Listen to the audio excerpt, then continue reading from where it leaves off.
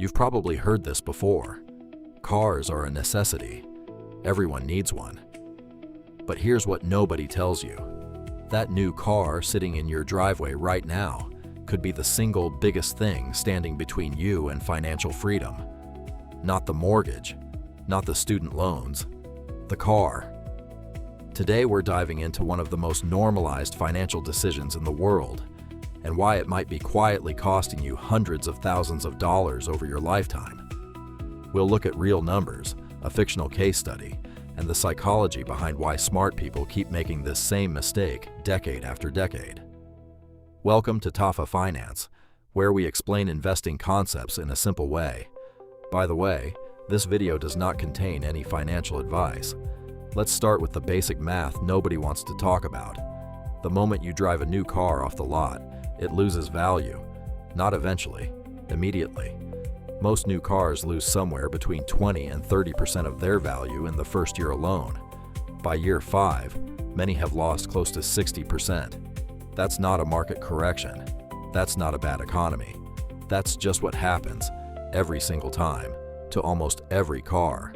Compare that to a stock or an index fund. When you buy shares in a company, you're buying a piece of something that can grow. When you buy a new car, you're buying something that is guaranteed to shrink in value from day one. It's the only major purchase most people make where depreciation is not a risk. It's a certainty. And here's the part that surprises almost everyone the first time they see it. The real cost of a car isn't the sticker price. It's the opportunity cost. It's what that money could have become if it had gone somewhere else instead. Let's put this into a fictional example. Meet Dave and Marcus. Both are 25 years old. Both make similar salaries. Both love cars. Dave decides to buy a new car every 4 years. Nothing crazy, just a reliable mid-range vehicle, financed over 5 years at around $600 a month. He trades it in before the loan is even paid off and rolls into a new one. This is incredibly common. Most car buyers do exactly this. Marcus takes a different approach. He buys a solid 3-year-old used car with cash, drives it for 10 years, and instead of a $600 monthly payment, he invests $400 a month into a low-cost index fund. Same rough monthly cash outflow. Completely different destination for the money. Let's fast forward 30 years. Dave has had 7 or 8 cars over that time. He's spent well over $200,000 on car payments, insurance premiums that are higher on newer vehicles, and interest on auto loans. At the end of it, he has one asset, a car that's worth maybe $15,000, already halfway through its depreciation curve. Marcus, meanwhile, has been investing that $400 a month for 30 years into the stock market, assuming an average annual return of around 8%, which is roughly in line with the long-term historical average of the S&P 500. That monthly investment grows to somewhere around $590,000. Let that sink in. Same rough monthly budget. One person ends up with a car. The other ends up with over $500,000. This isn't about never buying a car.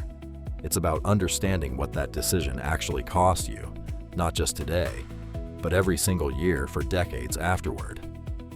Now, here's where it gets interesting, because there's real data behind this, not just a fictional story. A widely cited study on this topic comes from looking at average new car loan terms in the United States.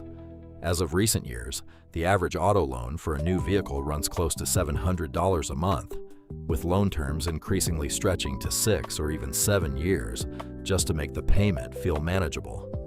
Longer loans mean more interest paid, and they mean many buyers are underwater, owing more than the car is worth, for a big chunk of the loan.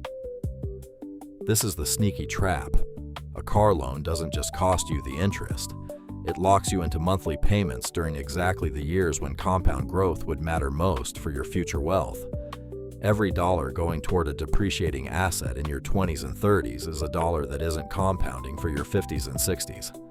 And this is where most people make the second mistake. They think, I'll start investing seriously once I'm making more money, once the car is paid off, once things settle down. But the car rarely gets paid off before the next one gets financed. the habit repeats, and the compounding window, the most valuable years for growth, quietly slips away.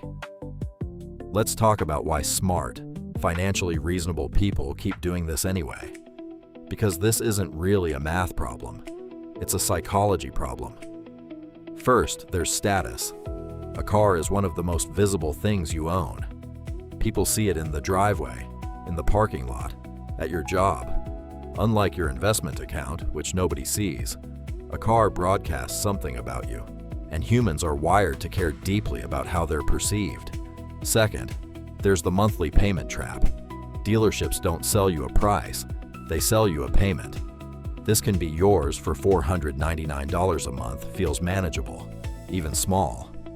But stretched over 6 or 7 years, that small number becomes a very large number, and it becomes normalized as just another bill, like rent or groceries. Third, there's the just this once mentality.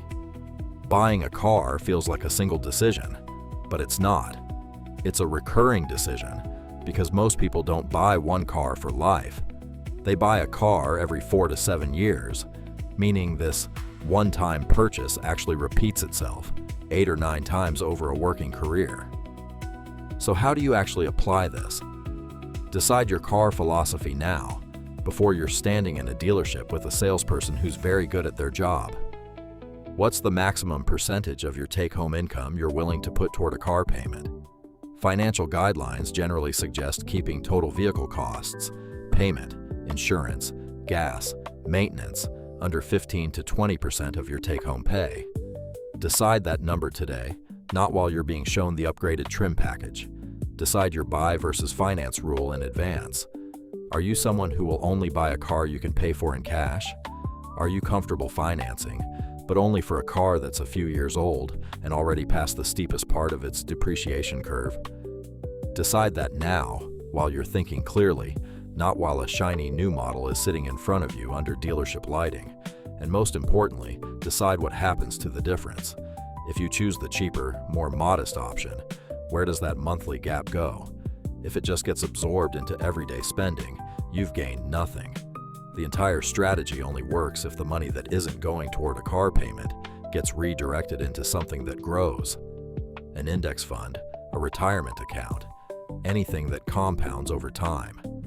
This is really the same lesson that shows up again and again in investing. It's never really about the big dramatic decision. It's about the quiet, boring, consistent choices made over years that nobody's clapping for in the moment. Warren Buffett, who's famously driven modest cars for most of his life, despite being one of the wealthiest people on the planet, has talked about this exact principle. Spend money on the things that truly add value to your life, and be deliberate about everything else. He wasn't saying never enjoy nice things. He was saying understand the trade-off you're actually making. Because here's the truth. Dave isn't a bad person for buying nice cars. He's just making a decision without seeing the full cost of it. Most people never sit down and calculate what a lifetime of new car payments actually adds up to in lost investment growth. It's not visible.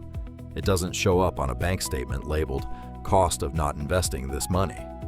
It just quietly disappears, year after year, decade after decade. And that's the real danger here. Not that cars are bad, not that you should never enjoy your money, but that this specific decision, repeated every few years without a second thought, is one of the largest hidden wealth killers most people will ever encounter. Bigger than a bad stock pick, bigger than a missed market rally. Because it happens quietly, consistently, and it's socially accepted, which makes it almost invisible. So next time you're due for a new car, don't just ask what the monthly payment is. Ask what that money could become if it went somewhere else instead. That single question, asked honestly, could be worth hundreds of thousands of dollars over your lifetime. And that's all for today. If you found this video helpful, don't forget to like, subscribe, and let me know in the comments. Are you a Dave or a Marcus?